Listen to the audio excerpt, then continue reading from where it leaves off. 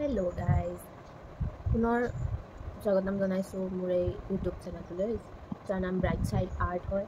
মই ইয়াত কিছুমান যিবিলাক জানো আৰু তাৰে ছবিবিলাক আঁকি দিওঁ আৰু মানে আজি অলপ নতুন কিবা এটা ট্ৰাই কৰিম বুলি ভাবিছোঁ, যিটো আপোনালোকেও চাব পাৰিব। ল'ৰা ছোৱালীয়ে বহুত ভাল পাব। এইটো পেইণ্টিংটো মই আঁকি থৈ দিছোঁ আগতীয়াকৈ। আমি ইয়াত এতিয়া মানে পেইণ্ট কৰিম। অৱশ্যে কোনো ধৰণৰ ৱাটাৰ কালাৰ নকৰোঁ, উৰি উৰি যায় ফেনৰ বতাহত। কোনো ধৰণৰ ৱাটাৰ কালাৰ নকৰোঁ। আমি কালাৰিং জেল পেনবিলাক যে মই দেখাই আছোঁ ৰ'ব, এইবিলাক পেন ইয়াৰ দিয়ে কৰিম আমি আজি কালাৰ। এনেকৈ কৰোঁ, চাই যাব আপোনালোকে। ঠিক আছে, তো ফাৰ্ষ্টতে আমি আউটলাইনটো মাৰি লওঁ। একদম ব্লেক কালাৰ হয়, আউটলাইনটো মাৰি লওঁ। লাহে লাহে আউটলাইন মাৰিম।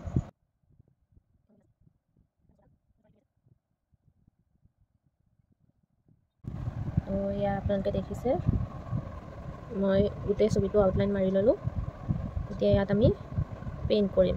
পেইণ্ট কালাৰেদি নকৰোঁ, এই কালাৰ পেনেদিয়েই কৰিম, মানে জেল কলমেদি। ডিফাৰেণ্ট কালাৰ আছে ইয়াত, এই জেল কলমেদিয়ে কৰিম। কেনেকৈ কৰিম আপোনালোকে চাই যাব।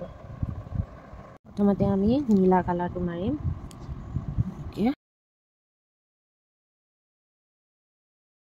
গছডালৰ কালাৰ কৰিম। এতিয়া মই ব্ৰাউন কালাৰটো উলিয়াই লৈছোঁ।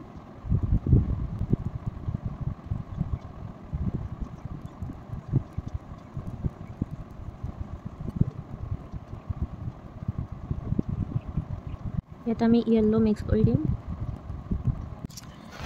এনেকৈ আমি গোটেই গছডালতে এনেকৈ কালাৰ কৰি ল'ম। ছেইম এনেকৈ আমি গছপাততো কালাৰ দিম, এইটো ছিষ্টেমতে দিম। এনেকৈ আমাৰ পাতখিনি কমপ্লিট হৈ গৈছে। দেখিলে পাত দিলোঁ এনেকৈ। আমাৰ গছপাতখিনি কমপ্লিট হৈছে। ইয়াত যোনটো চাইডে পোহৰ পৰি আছে সেইটো চাইডে মই অলপ হালধীয়া দি টাচ কৰি দিছোঁ। এতিয়া দেখিবলৈ অকণ ধুনীয়াও লাগিছে আৰু কালাৰটো উঠি আহিছে। মই গছতো তেনেকৈ দিছোঁ। আৰু এটা কথা খেয়াল ৰাখিব যে এনেকৈ কালাৰ কৰোঁতে এই হাতটো এনেকৈ পেলাই নিদিব। পেলাই দিলে তেতিয়া এই হাতত এনেকৈ লাগি যাব আৰু পেজটো নষ্ট হৈ যাব পাৰে, কালাৰবিলাক স্প্ৰেড হৈ যাব পাৰে। গতিকে এইটো খেয়াল ৰাখিলেই হ'ল। এতিয়া ছবিটোৰ মেইন বস্তুটো হৈছে আমাৰ চৰাইহাল ফাৰ্ষ্টতে মই য়েল্লো কালাৰ দি ভৰাই ল'ম। চৰাইজনী আমি য়েল্লো কালাৰ দি ভৰাই ল'লোঁ। এতিয়া আমি ইয়াত ৰেড দিওঁ। আমি দুইজনী চৰাই আঁকিলোঁ, ছেইম তেনেকৈ কালাৰ দিছোঁ। খালি কালাৰটো কেনেকৈ কৰিব লাগে সেইটো অলপ খেয়াল ৰাখিব লাগিব। আৰু বেকগ্ৰাউণ্ডৰ ঘৰটো আমি অৰেঞ্জ কালাৰ দি দিলোঁ আৰু ওপৰত ছটখন ব্ৰাউন কালাৰ আৰু হালধীয়া দি ভৰাই দিলোঁ। আৰু এতিয়া আমি তলৰ ঘাঁহনিখিনি দিম। ঘাঁহনিখিনিত আমি ছেইম সেউজীয়া আৰু হালধীয়া কালাৰটো ইউজ কৰিম। ঠায়ে ঠায়ে অলপমান ব্ৰাউন কালাৰটো ইউজ কৰি দিম। তো আমি এনেকৈ কৰি মেলি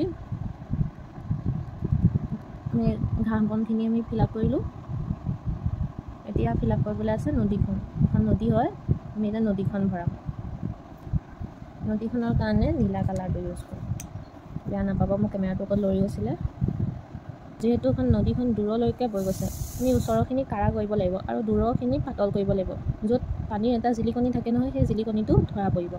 তেতিয়া আমি এইটো চাইড ডিপ কালাৰ কৰি দিম, সেইপিনে লাইট কৰি দিম।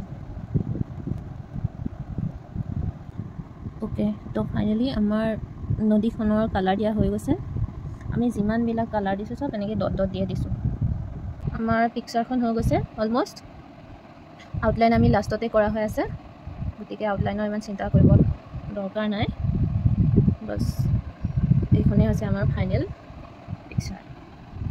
কেনেকুৱা লাগিছে প্লিজ কমেণ্টত জনাব। লাইক, শ্বেয়াৰ এণ্ড ছাবস্ক্ৰাইব কৰিবলৈ নাপাহৰিব। আজিৰ ভিডিঅ'টো ইমানতে সমাপ্ত মাৰিছোঁ। সকলোৱে কুশলে থাকক। Thank you so' much.